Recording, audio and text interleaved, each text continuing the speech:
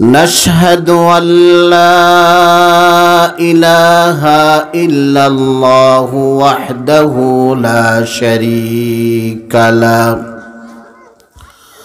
لا ضد له ولا ند له ولا مثل له لا مثل له ولا مثيل له ولا وزير له ولا كفيل له ولا ولد له ولا والد له وهو الواحد الفرد الصمد الذي لم يلد ولم يولد ولم يكن له كفوا أحد. ونشهد أن سيدنا وسندنا وحبيبنا وطبيبنا وإمامنا وقدوتنا وطبيب قلوبنا وأرواحنا وأولانا ومولانا محمدا